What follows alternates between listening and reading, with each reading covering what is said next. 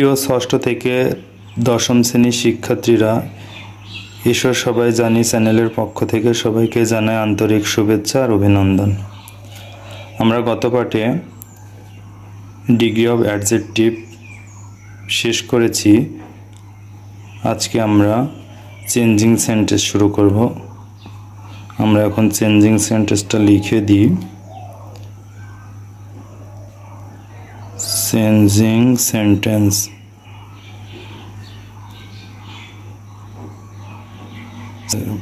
গত পাঠে যেগুলো করেছে সেগুলো তোমরা অবশ্যই দেখে নেবে এবং জেনে নেবে, না হলে আমরা চেঞ্জিং সেন্টেন্সগুলো করতে পারবো না। এই জন্যে আমি গত পাঠে ডিগ্রি অফ অ্যাডজেক্টিভের ধারণা সম্পর্কে দিয়েছি।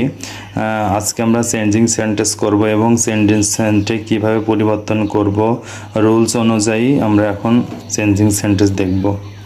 আমরা রুলস করার আগে আমরা চেঞ্জিং সেন্টেন্সে রোল করার আগে আমরা লিখে নিই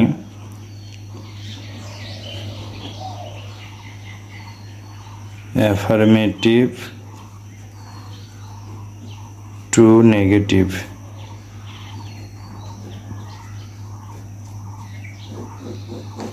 অ্যাফার্মেটিভ টু নেগেটিভ। অ্যাফার্মেটিভ হচ্ছে হ্যাঁ বোধক আর নেগেটিভ হচ্ছে না বোধক। বন্ধুরা তোমরা এটা একটু দেখে নিও।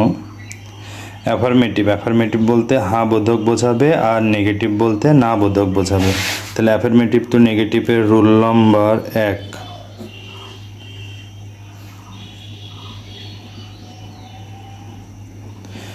বাক্যের মধ্যে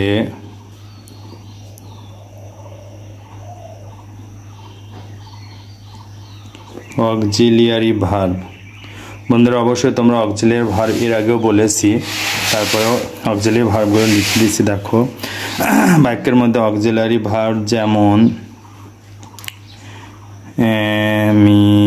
যার, was, were, shall, will, can, could,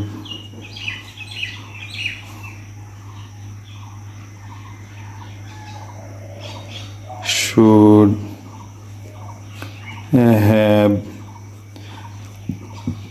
has, had ইত্যাদি। বাক্যের মধ্যে অক্সিলিয়ারি ভার্ব যেমন am, is, are, was, shall, should, can, could, may, might, do, did, done, have, has, had ইত্যাদি হচ্ছে অক্সিলিয়ারি ভার্ব। থাকলে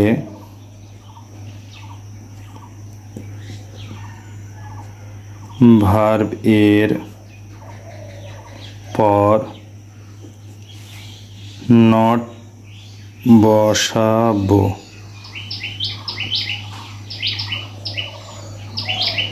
পরবর্তী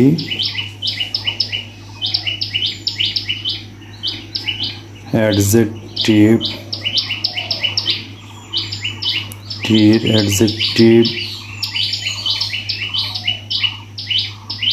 টির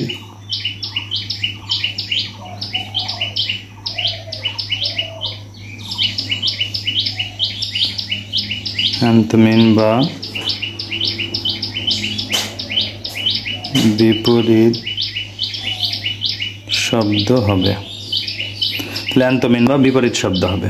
তাহলে একবার বন্ধুরা আরেকবার ভালো করে এটা দেখিয়ে দিই। দেখো বাক্যের মধ্যে অক্সিলিয়ারি ভার্ব যেমন am, is, are, was, were, shall, will, would, can, could ইত্যাদি থাকলে ভার্বের পরে একটা ভার্ব থাকবে। ভার্বের পরে কি নট বসবে, পরবর্তী অ্যাডজেক্টিভ অ্যান্থমিন বা বিপরীত শব্দ। মানে একটির অ্যান্থমিনে যেটাই থাকুক না কেন তার বিপরীত শব্দ। বিপরীত শব্দ তো আমরা সবাই বুঝি বন্ধুরা।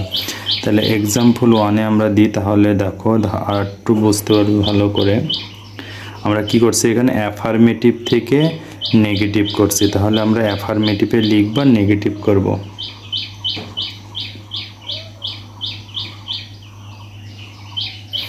লিখি আমরা আই শ্যাল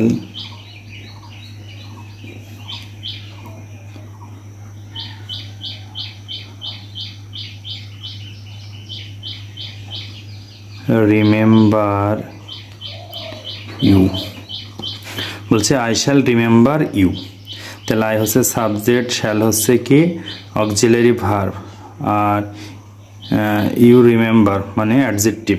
তাহলে অ্যাডজেক্টিভ অ্যান্থোমিন কি হবে, পরিবর্তন হবে। তাহলে এখানে আমরা আমরা বলছিলাম যে কি এখানে রুলসে বলছিলাম যে অক্সিলারি ভার্ব থাকলে ভার্বের পরে নট বসবে। তাহলে প্রথমে আমরা যে সাবজেক্ট বসা দিয়ে, তাহলে শ্যাল মানে অক্সিলারি ভার্ব, এরপরে শ্যাল নট। এবার নট এখানে হচ্ছে অ্যান্থোমিন বা অ্যাডজেক্টিভ হচ্ছে রিমেম্বার। তাহলে রিমেম্বারের অ্যান্থোমিন মানে বিপরীত শব্দ। তাহলে রিমেম্বার আর একটা কি লিখবো আমরা, ফরগেটফুল ইউ। তাহলে বন্ধুরা এই যে রিমেম্বারের বিপরীত শব্দ হচ্ছে ফরগেটফুল। আমরা গত পাঠে দেখো ডিগ্রি অবশ্যই তোমরা করবে, ওখানে পজিটিভ, কম্পারেটিভ, সুপারলেটিভ দেওয়া আছে, ওইগুলো পড়লে এগুলো পারা যাবে। আর একটা এক্সাম্পলের মাধ্যমে আমরা দেখাই, যেমন দেখো আই অ্যাম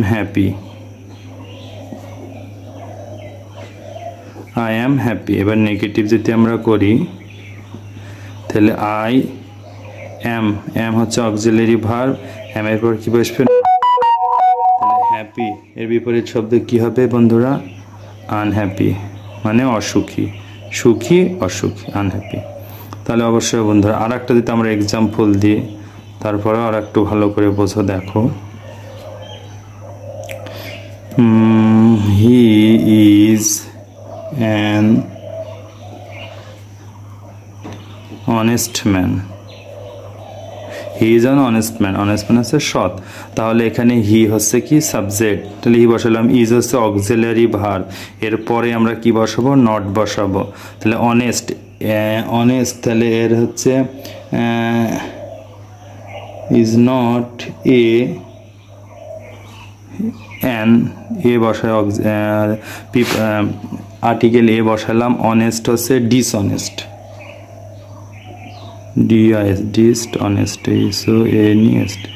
ডিসঅনেস্ট ম্যান।